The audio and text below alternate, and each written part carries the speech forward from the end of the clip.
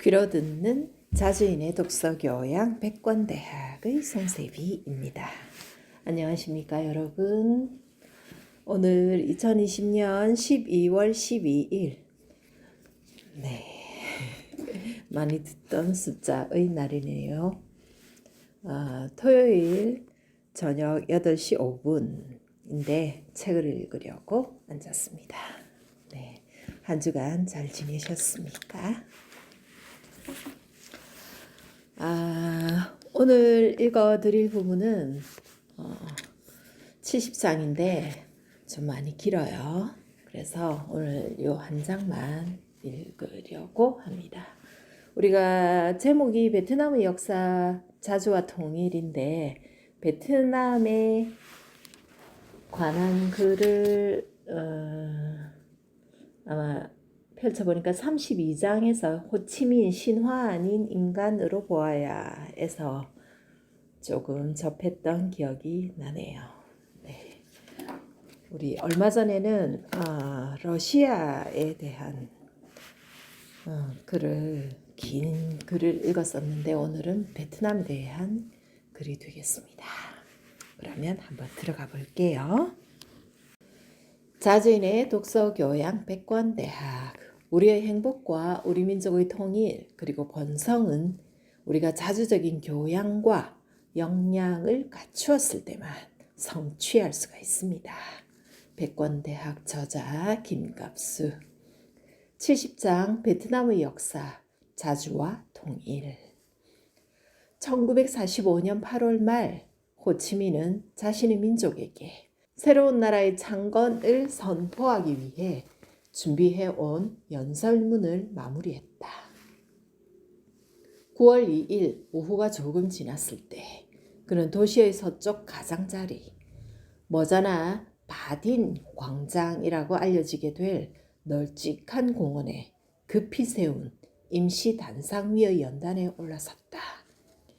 빛바랜 카키색 양복이 그의 바싹 여윈 몸을 헐렁하게 감싸고 있었다. 발에는 고무 슬리퍼를 꿰고 있었다. 수천 명의 군중이 그 연설을 들으려고 아침부터 몇 시간씩 기다리고 있었다.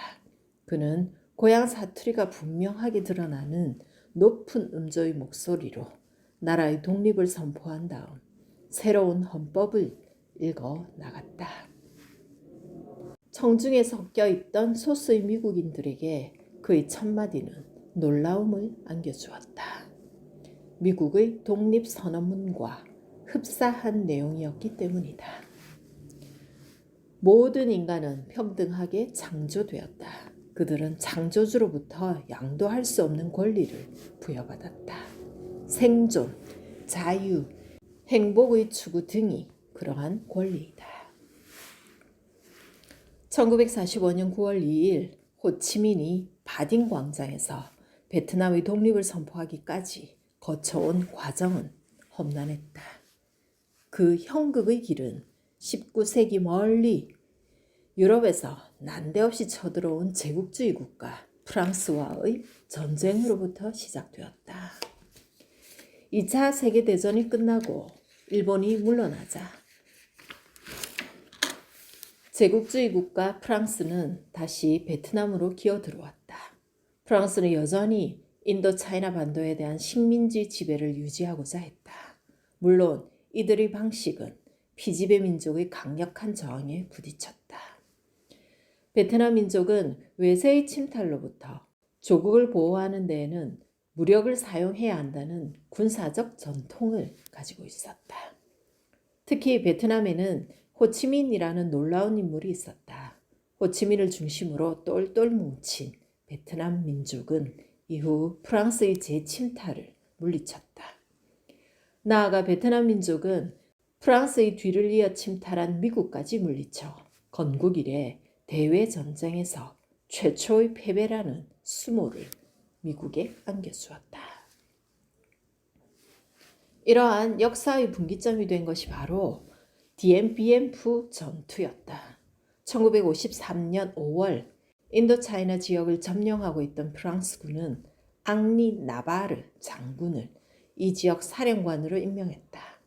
그 무렵 강력한 게릴라전을 전개하고 있던 베트남군은 프랑스군에게 간헐적으로 심대한 타격을 가하고 있었다.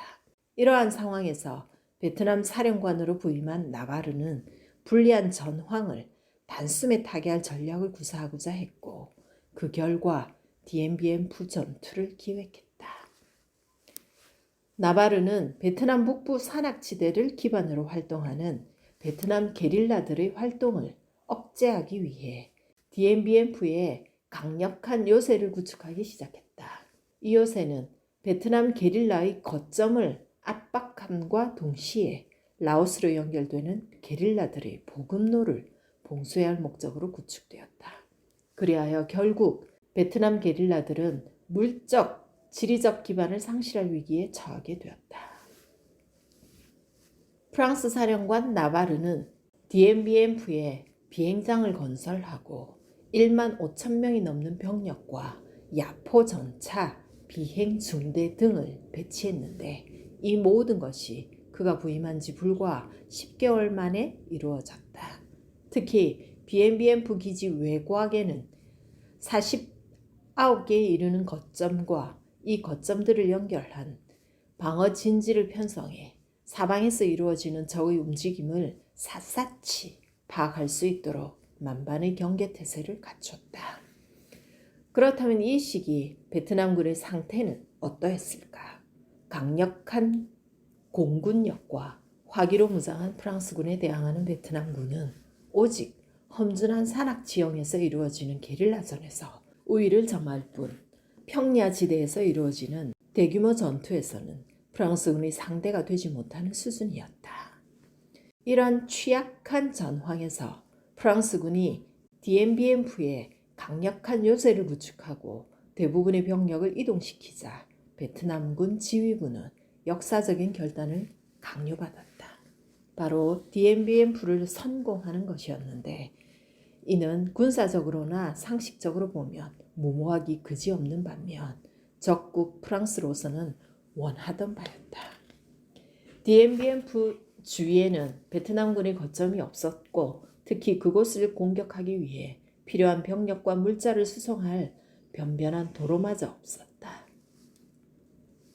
따라서 막강한 공군력을 보유한 프랑스군에게 모든 것이 노출되고 있던 베트남군이 그곳까지 수많은 병력과 물자를 이동시키는 것은 거의 불가능했다. 베트남군은 전투에서의 승리는 고사하고 전투를 유지할 물자와 병력조차 움직이지 못할 처지였던 것이다. 그러나 베트남군은 승리했다. 우리와 베트남의 차이점. 우리의 중요한 관심은 베트남이 어떻게 해서 제국주의 열강인 프랑스와 초강대국 미국까지 몰아내고 통일국가를 이루는 데 성공할 수 있었는지에 있다. 사실 이것을 밝히는 데에는 한편의 긴 논문으로도 다 말할 수 없는 복합적인 고찰이 필요할 터이다. 첫째, 베트남은 중국과 끊임없이 투쟁해온 역사를 가지고 있다. 베트남에는 우리처럼 외세를 끌어들인 신라 같은 고대 국가가 없었다. 결과 을지문덕 같은 영웅이 우리보다 훨씬 많이 배출되었다. 반면에 베트남에는 근대에 들어 외세 의존, 유인 세력이 나타났는데 그것이 가톨릭 집단이었다. 심지어 교황청마저 인도차이나에서의 교세 위축을 우려한 나머지 베트남보다는 제국주의 프랑스 편을 들어주었다. 둘째, 베트남은 프랑스 식민지 체험을 80년이나 한 결과 서양의 실체를 비교적 일찍 알게 되어 서구 사대주의가 적게 나타났다. 이것은 한국이 같은 동양권인 일본의 식민지로 있으면서 일본의 동맹국인 미국, 영국, 프랑스 등에 대해 터무니없는 선망과 동경을 가지게 된 것과는 대조적이다. 요컨대 베트남 인민들은 최소 지식인들은 서구 제국주의의 풍속을 일찍부터 간파하고 있었다. 다음은 남베트남에 최초로 부임한 프랑스 민간인 총독 르 비르드 빌레가 1881년 12월 본국에 신속한 무력 개입을 건의한 글의 일부이다. 과일은 충분히 익어 따먹을 때가 되었습니다. 만일 우리가 따지 않으면 다른 사람이 따든가 산산이 터져버리고 말 것입니다. 후에 베트남 조정은 저항은 하겠지만 무능합니다. 이처럼 프랑스 제국주의자들은 베트남을 따먹어야 할 과일에 비유하고 있다. 베트남인들은 프랑스에 이어 베트남에 개입한 또 다른 제국주의 국가 미국에 대해서도 냉철한 태도를 취해 우리의 서재필 이승만 부류의 숙미 지도자가 거의 나타나지 않았다. 물론 남베트남 초대 대통령 GM은 이승만과 비슷했지만 실제 국민 지지율은 우리와 달리 현저하게 낮았다.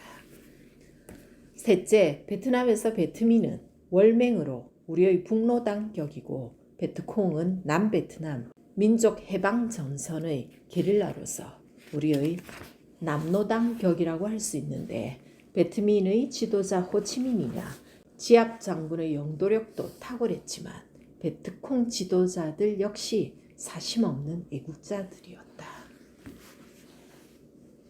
베트콩은 베트민과 긴밀히 연락하면서 공산당 색채를 드러내지 않고 민족주의를 표방함으로써 남베트남의 광범위한 지지를 이끌어내는 전략을 수행했다. 결과 베트남의 남과 북 혁명 용사들은 최다 54만의 지상군을 파견하고 무한량의 북폭을 퍼부은 초강대국 미국의 전쟁 의지를 분쇄하는데 성공할 수가 있었던 것이다. 이것은 우리의 박헌영이나 이승엽 같은 남로당 지도자들이 자기 영역 구축을 위해 남로당 빨치산들을 과격한 모험주의로 치닫게 한 나머지 괴멸을 자초한 점과 뚜렷이 대조된다. 실제 미국의 전의를 결정적으로 꺾은 1968년의 떼 공세는 전적으로 베트콩이 희생적으로 이룬 것이었다. 이상과 같이 크게 보아 세 가지가 베트남이 우리와 다른 점이었고 이것이 베트남으로 하여금 분단을 극복하게 한 중대한 요인이었다고 생각한다. 베트남의 자주적인 민족 통일에 대해 경하해 마지 않는다. 하지만 베트남의 통일에는 운과 외부적인 요인도 크게 작용한 것이 사실이다.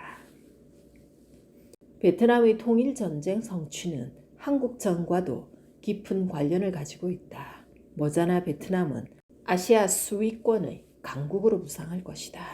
만약 우리도 통일국가를 이루었다면 이미 아시아는 물론 세계적으로도 수위권의 강국을 만들었을 것이라고 확신한다.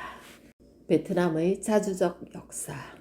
베트남의 역사를 간단하게 숫자로 나열하면 1000년 플러스 1000년 플러스 900년 플러스 80년 플러스 30년 플러스 40년은 3050년이 된다.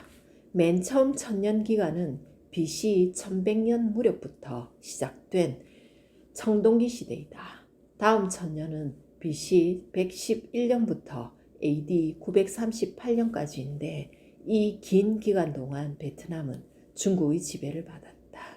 이 기간은 우리의 삼국시대와 발해, 신라, 남북조 시대에 해당된다.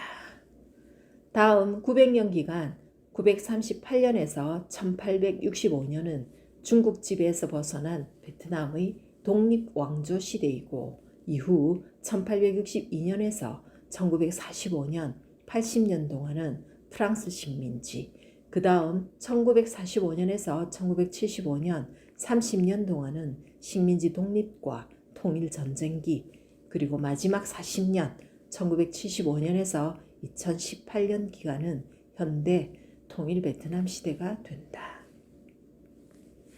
베트남에는 중국 한나라의 지배가 시작되기 이전에도 독립적이고 자주적인 왕조가 있었다. 중국을 재통일한 한고조는 BC 196년 베트남의 패권자 지에우다에게 사신 루자를 보내 그를 남비엣 왕으로 봉하려 했다. 지에우다는 중국인 관리 출신이었다. 하지만 지에우다는 중국의 사신을 중국의 예절이 아니라 베트남의 풍속으로 대했다. 그는 머리에 상투를 틀고 다리는 쭉 뻗은 채 앉아서 중국 사신을 맞이했다. 베트남 속담에 넙자뚜이 쭉이 있다.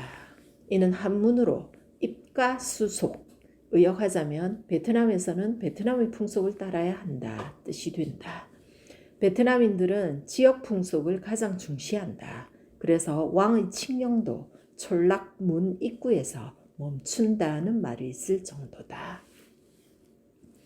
루자, 당신과 당신 조상은 중국인인데 어찌 이처럼 무례한 행동으로 한을 적대시하는 것이오. 지혜우다, 남방의 만이 속에 오래 살다 보니 예절을 잊었노라. 그런데 하나 묻겠소. 나와 한제 둘 중 누가 더 현명한가? 루자, 한제는 삼황오제의 억을 이어 한을 지배하는데 인구는 억을 헤아리고 영토는 만리에 이르오. 왕의 무리는 10년 만에 불과하고 산과 바다 사이에 섞여 있어 한의 한 개 군에 불과합니다. 지혜우다, 하하, 내가 중국에서 일어나지 않았기 때문에 이곳의 왕이 된 것이지. 만약 내가 그곳에 거했다면 어찌 한의 한제만 못했겠소. 이것은 베트남이 중국과 대등한 관계임을 강조한 발언이었다. 지혜우다는 중국의 무력 횡포에는 무력으로 응징했다. 그는 결코 중국에 주눅들지 않았으며 스스로 황제라고 칭했다. 지혜우다의 이런 태도는 이후 베트남의 군주들이 중국과 대동하다는 생각을 가지게 하는 하나의 원형이 되었다. 지혜우다는 BC 179년 남중국에서 북부 베트남이 이루는 최초의 통일 독립 왕조를 건립했다. 이로써 진정한 의미의 베트남 역사는 지혜우다의 남비엣에서 시작되었다고 볼 수 있다. 지혜우다가 죽자 베트남은 중국의 지배를 받게 되었다. AD 679년에 안남국이 세워졌지만 여전히 당의 속국으로서 중국의 지배에서 벗어난 것은 아니었다. 베트남의 중국 지배를 종식시킨 것은 응오구옌이었다. 그는 군사를 일으켜 베트남 바익당강에서 중국 함대를 격퇴시키고 응오 왕조를 건립했는데 이것이 AD 938년의 일이다. 이로부터 900년간 베트남 독립 왕조의 시대가 전개되었으며 많은 왕들이 스스로 황제라 칭했다. 베트남 왕조의 역사에서 인상 깊은 인물로는 우선 쩐 왕조의 쩐 홍다우 장군을 들 수 있는데 그는 지금도 베트남인들에게 신처럼 존경받고 있다. 그는 1257년, 1285년, 1288년 세 차례에 걸쳐 당대 세계 최강 군대인 몽골족의 침입을 물리쳤다.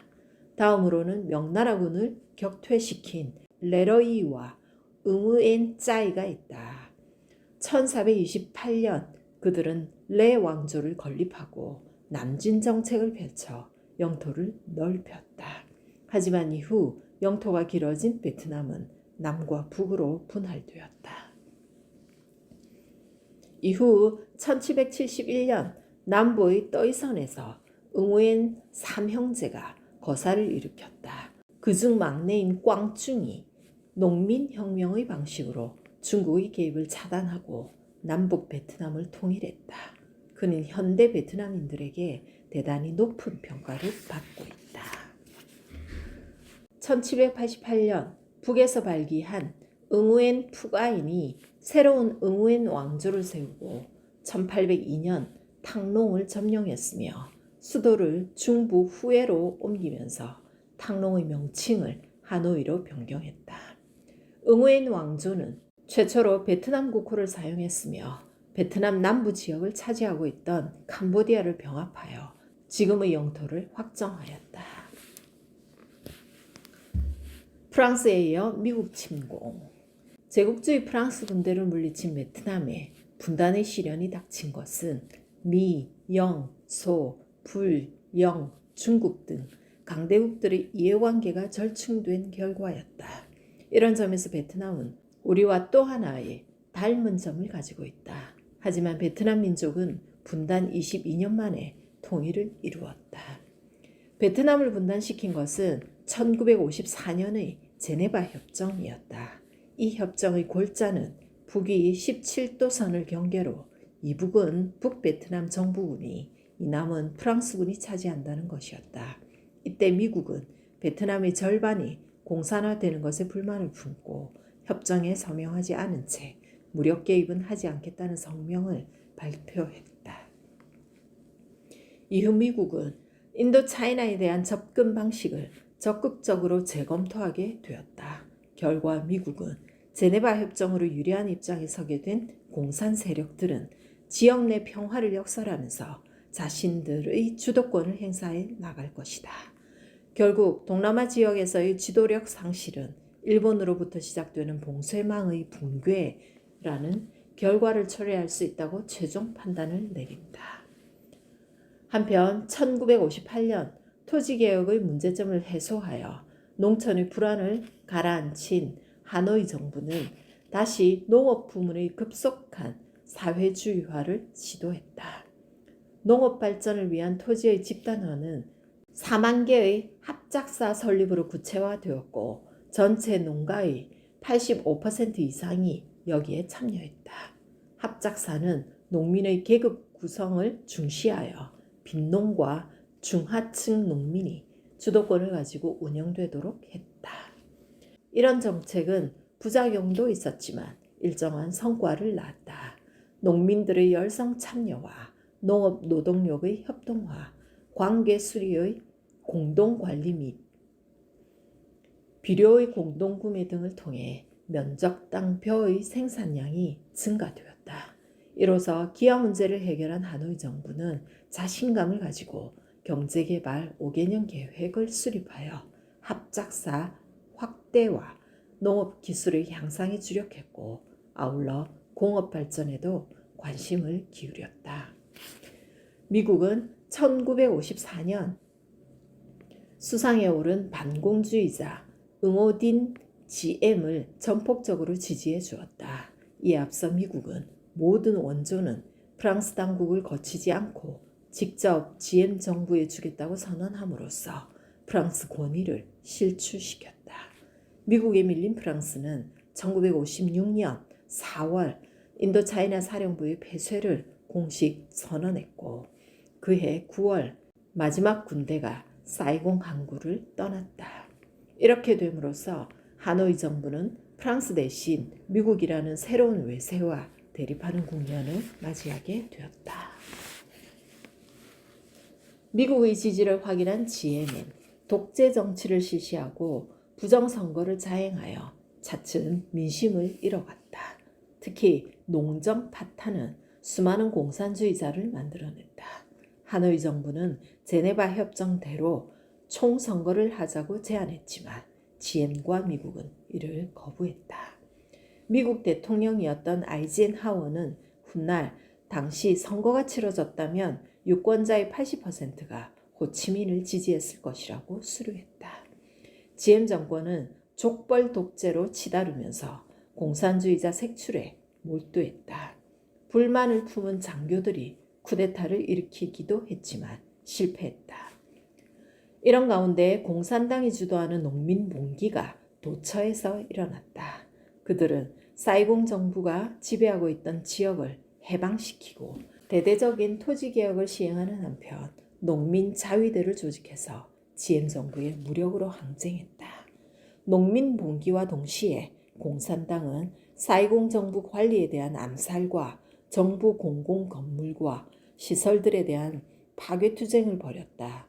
비하의 뜻을 가지고 있는 베트콩이라는 용어가 사용된 것은 이때부터였다.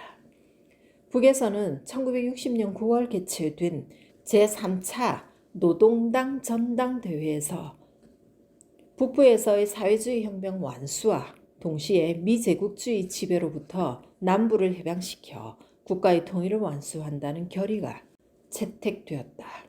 1960년 12월 남부공산당은 하노이 측의 권유를 받아들여 남베트남 민족해방전선을 결성했다.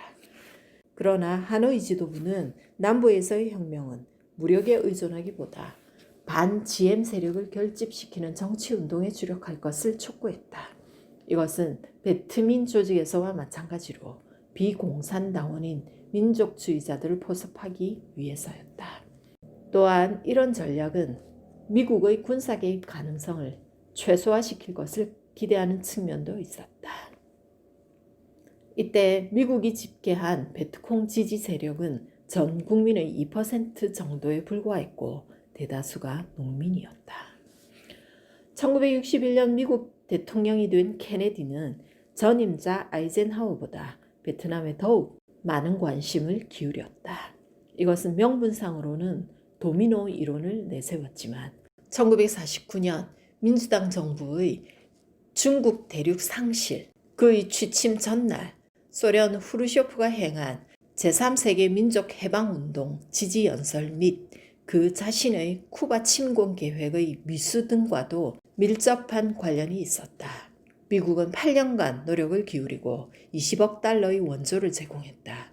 그러나 남베트남 GM 정권의 족벌 독재가 지속되는 한 베트남의 상황은 호전되지 않을 것이라는 판단을 내리게 되었다. 1963년 베트남에서는 반정부 시위가 잇따라 발생했다. 특히 6월 11일 승려 틱광 등의 분신 자살 장면이 전 세계로 생생한 전파를 타게 되자 국제 여론은 GM 정권의 부도덕성을 규탄하기에 이르렀다. 한편 GM의 동생 뉴는 단독으로 미국, 북베트남과 동시 접선하면서 베트남의 중립화를 기도하여 미국의 불신을 증폭시켰다. 이런 와중에 응우의 카인이 쿠데타에 성공하여 민 장군을 추대해서 미국의 승인을 얻긴 했지만 미국은 카인이 당파를 자주 바꾼 이력 때문에 그를 별로 신뢰하지는 않았다. 남부의 사태를 예의주시하고 있던 하노이 정부는 1963년 12월 중대한 단안을 내렸다. 대담하게도 그들은 하노이 정부군의 남부 침투와 미군에 대한 직접 공격 등을 결정했던 것이다. 케네디가 비명에 죽자 대통령직을 승계한 존슨은 베트남에 한층 더 적극적으로 개입했다. 미국 군부는 보다 확고한 행동을 취할 것을 건의했다. 합동참모본부는 북베트남 공습을 제안하는 동시에 하이퐁 항구를 봉쇄하기 위한 기뢰의 부서를 주장하고 나섰다. 문제는 의회의 동의를 얻기가 어렵다는 데에 있었다. 하지만 이 문제는 뜻하지 않는 데에서 풀리게 된다. 1964년 8월 초 그 유명한 통킹만 사건이 발발한 것이다. 이로써 미 베트남 전쟁이 본격화되었다. 미 공군의 북폭과 함께 지상군 투입이 대규모로 이루어졌다. 1년 후 베트남에서는 또 한 차례의 쿠데타가 발발하여 성공했다. 1964년 12월 젊은 공군 장성 까옥기와 육군의 반 티에우가 카인을 축출하고 정권을 장악한 것이다. 이처럼 미국은 베트남에서 두 번의 친미 쿠데타를 조종했고 베트남 참전 구실을 만들기 위해 통킹만 사건을 조작했다는 혐의를 받고 있다. 1966년부터 미국은 매일 164회씩이나 베트남을 폭격했지만 가시적인 성과가 없었다. 1967년 초 영국 노동당 의원 100명이 베트남을 초토화하는 미국의 폭격을 범죄 행위로 규정했으며 4월에는 50만 명의 미국 시민이 뉴욕 유엔 건물 앞에서 반전 시위를 벌였다. 그해 10월에는 동부에서 반전 시위를 벌인 여가수 조앤 바이즈, 서부에서 반전 시위를 벌인 작가 노먼 메일러가 체포되었다. 그해 섣달 금음인 12월 31일 호치민은 미국 평화 시위자들에게 새해 인사를 보냈고 이에 미 국무성과 국방성은 즉각 비난 성명을 발표했다. 1968년 미군은 베트남에서 매주 수백 명의 전사자가 났고 매월 20억 달러의 전비를 지출했다. 이미 53만 이상의 병력을 파견했고 2차 세계대전 때보다 더 많은 양의 폭탄을 베트남에 투하했지만 전황은 악화일로를 걸었다. 미군 총사령관 윌리엄 웨스트머랜드는 승리가 눈앞에 있다며 더 많은 병력과 예산 지원을 요청해 놓고 있었다. 그러나 천하의 강심장이라는 미 대통령 존스는 자신의 지지자 리처드 러셀 상원의원을 만난 자리에서 베트남전의 어려움 때문에 울분을 터뜨리기도 했다고 한다. 구정공세는 아무리 전쟁해도 명절은 있는 법이라는 고정관념을 깨버린 일대 사건이었다. 1968년 1월 31일을 기해 북베트남군과 베트콩은 베트남 영토 전역 최소 40지역 이상에서 설 연휴 3일 휴전 약속을 깨고 대대적인 공세를 벌였던 것이다. 특히 베트콩은 유력한 라디오 방송국을 점령하기도 했고 심지어 사이공 미국 대사관 구내에 침투하기도 했다. 유럽의 좌파들은 작은 후진국 농민군이 세계의 헤게모니를 쥐고 있는 초강대국에 승리할 수 있다는 것이 극적으로 드러났다고 평가했다. 이 공세에서 실제 피해는 베트콩이 더 크게 입었고 베트민이 기대했던 민중 봉기는 일어나지 않았지만 미국은 보이지 않는 타격을 받았는데 그것은 가히 치명적이었다. 미국은 전쟁의 심리전에서 결정적으로 밀리게 되었던 것이다. 구정공세는 반전운동에 시달려오던 미국인에게는 오히려 패배를 의미했고 베트콩은 마음만 먹으면 베트남 영토 내 어디든 미군을 공격할 수 있다는 것을 입증해 주었다. 미국 국민의 대다수는 우리의 생각 이상으로 순진하다. 그들은 미국이 언제나 승리하고 있으며 미국이 치르는 전쟁은 늘 정의로운 것이라고 믿는다. 이런 미국 땅에 대도시는 물론 지방 작은 마을에까지 전사자 소식이 날아들었다. 이렇게 되자 메이저 언론은 물론 지방 신문들까지 앞다투어 미국의 전쟁 피해를 보도하기 시작했는데 구정공세는 절묘하게도 바로 이런 시점에 이루어진 것이었다. 구정공세 중인 1968년 2월 1일 남베트남 경찰국장 구엔 공로아는 사이공 대로상에서 베트콩 포로 1명을 권총으로 즉결 처분했다. 당시 AP통신 에디 애덤스 기자는 이 장면을 담아 라이프지에 게재했는데 이 사진은 전 세계로 퍼지게 되어 전쟁의 잔혹성을 충격적으로 알리는 상징물이 되었다. 요컨대 미국 국민들은 우리가 이렇게 재판도 없이 사형을 집행하는 잔인한 정부를 위해 목숨을 걸 필요가 있는가라고 자문하게 되었다. 나이브한 미국인들은 전쟁의 공포심을 새로운 정의감으로 쉽게 치환했다. 미국 텔레비전의 반전 보도는 더욱 큰 영향력을 행사했다. 베트남 전선을 둘러보고 돌아온 CBS 앵커맨 월터 크롱가이트는 1968년 2월 27일 저녁 뉴스에서 사뭇 준엄한 목소리로 존슨 행정부의 베트남전 수행은 잘못된 것이며 미국에 필요한 것은 승리가 아니라 협상이라고 단언했다. 이보다 결정적인 사건은 이틀 후 벌어진 로버트 맥나라마 국방장관의 사임이었다. 그는 미국의 승리가 불가능하다는 판단 아래 장관직을 내던진 것이었다.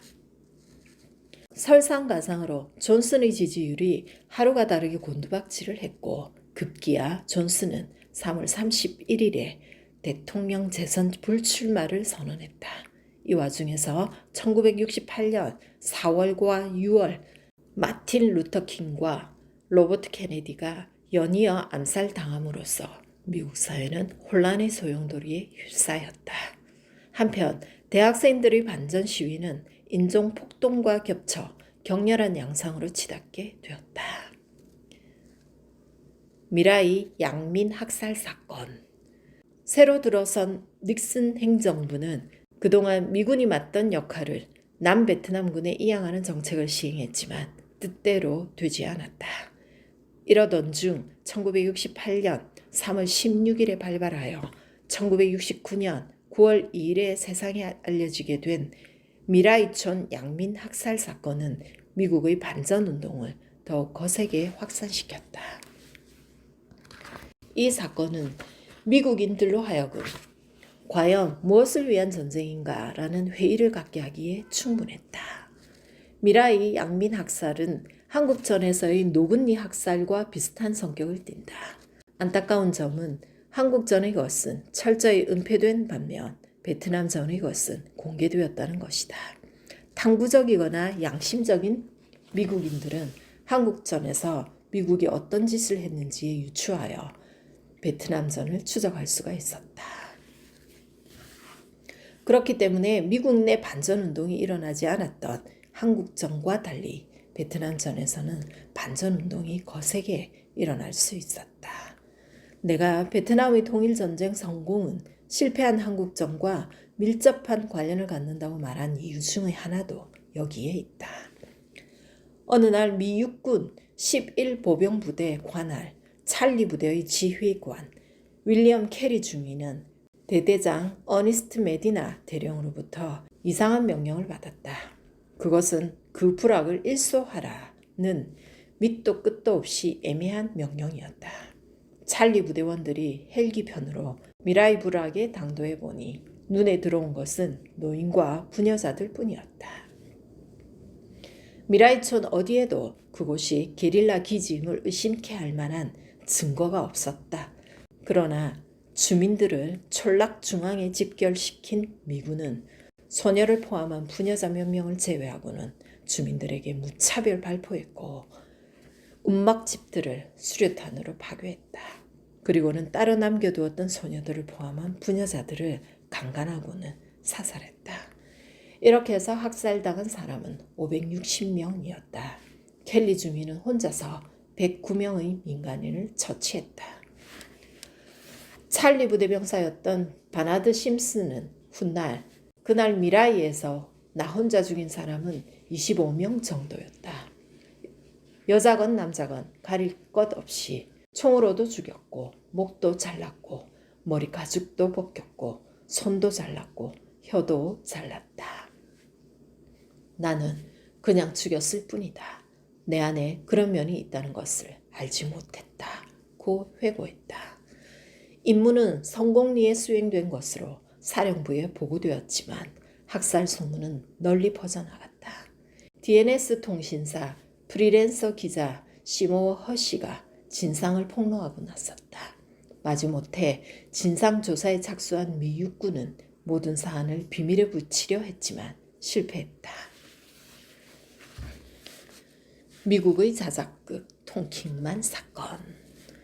한국의 천안함 사건은 흔히 메인호 폭발 사건에 비유된다. 이것은 1898년 쿠바의 아바나항에 정박 중인 미국 군함 메인호가 원인 불명으로 폭파하여 260명의 승무원이 사망한 사건이다.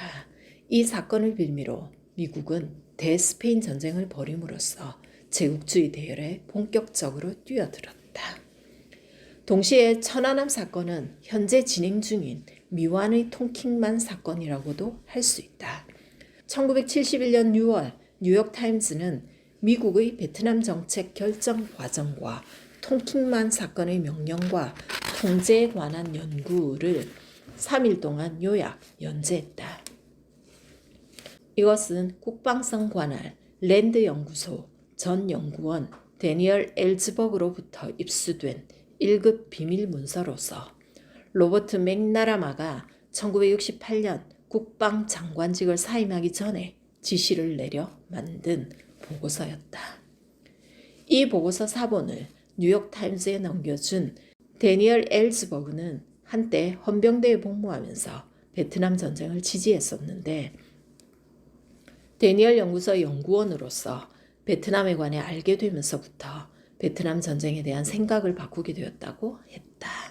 이 보고서에는 트루먼 행정부 시절 이래의 정치적 기만과 노골적인 거짓의 역사가 담겨 있었다. 그 중에서도 특히 미국 정부의 치명적이었던 것은 CIA의 사주로 베트남의 고딘 DM 수상이 실각하고 처형되기 전에 사이공의 미국 대사관에서 본국으로 보낸 전문이었다. 이 전문에 따르면 놀랍게도 통킹만 의회 결의는 이 사건이 일어나기 몇 달 전에 이미 초안이 잡혀 있었다. 결국 이것은 미국이 베트남 참전에 명분으로 삼은 통킹만 사건이 CIA의 조작이었음을 유력하게 방증하는 자료였다. 참고 통킹만 사건. 1964년 베트남 동쪽 통킹만에서 일어난 북베트남 경비정과 미군 구축함의 해상 전투 사건. 미국이 베트남 전쟁 개입을 공개적으로 강화한 계기로 삼은 사건이다. 미국 측에 따르면 1964년 8월 2일 북베트남 어뢰정 3척이 통킹만에서 작전을 수행하고 있는 미 구축함을 향해 어뢰와 기관총으로 선제 공격을 가하였다. 미 구축함은 즉각 대응하여 한 척을 격침하고 두 척에는 타격을 가하였다. 주변에서 공동으로 작전을 수행하던 항공모함도 가세하여 함재기들이 공세를 펼쳤고 함대 구축함도 공격에 가세하였다. 미국은 이 해상 전투를 빌미로 베트남 전쟁에 본격적으로 개입하였다. 당시 미국은 통킹만 전투 이전에도 베트남전에 개입하고 있었다. 8월 7일 미국 하원은 만장일치로 통킹만 결의안을 채택하여 베트남전 개입을 본격화하였다. 미국은 북베트남을 대대적으로 폭격했고 해병대를 상륙시켰다. 1971년 미 국방부 펜타곤 보고서에 의하면 이 전투는 미국 측이 베트남전 개입을 위해 조작했을 가능성이 제기되었으며 베트남전 당시 미국 국방장관이었던 로버트 맥나마라도 1995년 회고록에서 이 전투가 미국의 자작극이었음을 고백했다. 이상 두산 백과사전 참조.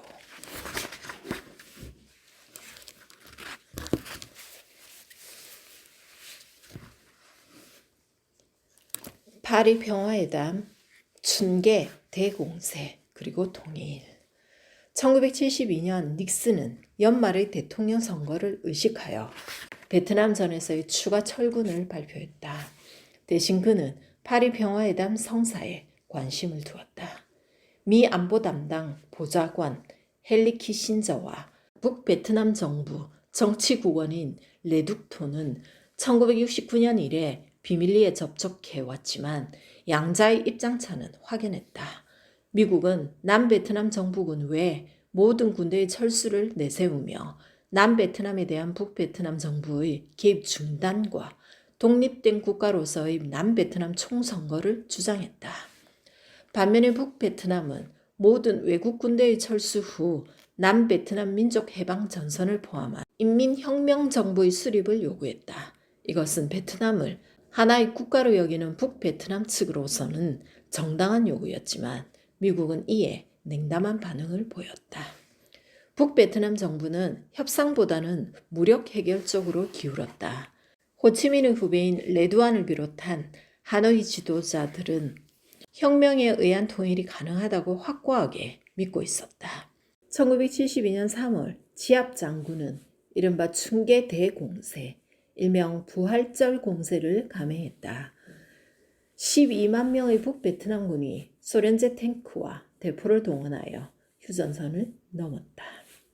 이에 맞서 미국은 북폭을 재개하고 하이퐁 항구를 봉쇄했다. 이것은 남베트남에 주둔하고 있는 6만 5천 명의 미군을 보호하기 위한 예방 조치의 성격을 띈 것이었다. 결국 하노이 지도자들은 미군 철수가 무엇보다 중요하다는 것을 새삼 깨우치게 되었다.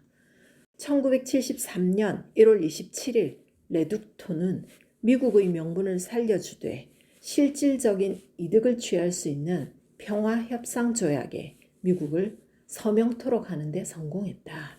이 조약은 사이공 정부, 하노이 정부를 각각 인정하면서 동시에 남베트남 인민혁명정부도 인정하는 유연한 내용을 담고 있었다.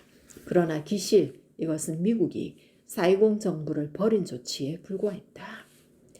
명분만 그럴듯한 이 평화조약을 체결로 헨리 키신저와 레둑토는 노벨 평화상 수상자로 지명되었지만 헨리 키신저는 수상한 반면 레둑토는 조국 통일이 이루어지지 않았다는 이유를 들어 수상을 거부했다.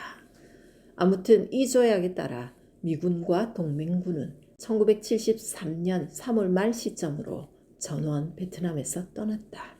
한국군은 2,500명을 남겨두었다가 1975년 남베트남이 공산화되기 직전에 마저 철수했다. 당연히 남베트남의 민심 불안은 증폭되었고 경제 상태까지 악화되었다. 설상가상으로 1974년 8월 닉슨이 워터게이트 사건으로 퇴임하게 되자 남베트남의 티에우는 강력한 후견인을 잃어버렸다. 미국의 재개입이 불가능함을 확신한 북베트남은 1975년 1월부터 다시 4.20 정부군에 대한 전면전에 돌입했다. 미국의 지원이 끊기자 4.20 정부에서는 반티에우 세력이 점증되었다. 하노이 지도자들도 놀랄 정도로 4.20 정부군은 응전도 제대로 못하면서 너무도 쉽게 무너져 내렸다. 하노이 지도자들은 일정을 당겨 5월 우기가 시작되기 전에 4.20을 함락시키기로 결정했다. 그리하여 4월부터 마지막 최대 공세인 호치민 작전이 전개되었다. 3월 19일 꽝찌시가 함락되었고 25일에는 후에가 함락되었으며 3월 29일에는 중부 최대 도시 겸 남베트남 제2도시 다낭마저 후퇴하는 4.20 정부군과 피난민이 뒤섞이는 혼란에 빠져들었다. 4.20은 공포에 질렸고 벌써부터 미군 비행기는 4.20 정부의 주요 관리와 가족들을 피난시키기 시작했다. 4월 21일 남베트남 티에우 대통령직 사임, 부통령 찐반 흐엉 승계. 찐반 흐엉은 북베트남과 협상을 시도하다가 닷새 만인 4월 26일 온건파 즈엉반민에게 대통령직을 위임한다. 그리고 즈엉반민 역시 협상을 시도했으나 거절당하고 말았다. 마침내 1975년 4월의 끝인 30일 수도 4.20마저 함락됨으로써 남베트남 공화국은 역사에서 사라졌으며 베트남 전 인민은 민족 통일의 위협을 달성하게 되었다.